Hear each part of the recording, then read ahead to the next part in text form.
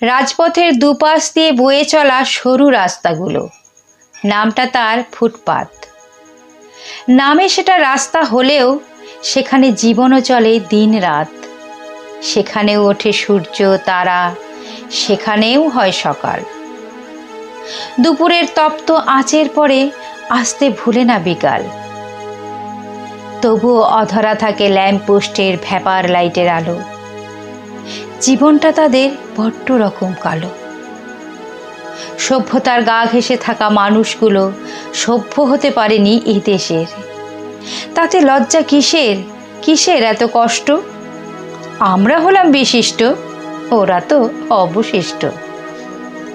উঁচু বাড়িটার ওপরে থাকা নরম বিছানায় লেপে মোড়া আদুরে শিশুর আবদারের প্রতিধ্বনি শোনা যায় বস্তা ঢাকা বিছানা থেকে।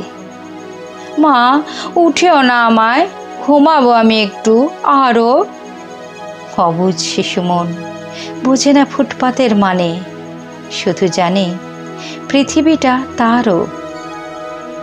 দু চোখে অশ্রু নিয়ে মা শুধু সান্ত্বনা দিতেই জানে, আজ না খোকা, আজকে ওঠো, ঘুমাবে না হয় কাল। কালের মিথ্যা আশ্বাসে এভাবেই আসে সকাল। ফুটপাত চলে যায় নির্জনতা ভাঙা চঞ্চল চপলের হাতে, শুভ সুপ্রভাতে। তাদের হেসেলের পাশ দিয়ে হাঁটবে সারাদিন কত ইমানদার সমজদার জমিনদার, রাত্রি হলে চৌকিদার। পোশাকি নাম তাদেরও আছে, ওরা নাকি দখলদার। দখলদারির খেলা চলে সর্বক্ষণ, টানাটানি হানাহানি কলরব কোলাহল। শেষে শরীর একটু আরাম চায়, গা এলিয়ে নিতে চায় শক্ত বিছানায়। বিছানা কোথায় আসবে সে তো নিবিড় আধারে। আকাশটাকে ছাদ ভেবে দু চোখ বুজে ঘুমিয়ে পড়া মানুষগুলোও দেখে স্বপ্ন, দুঃস্বপ্ন।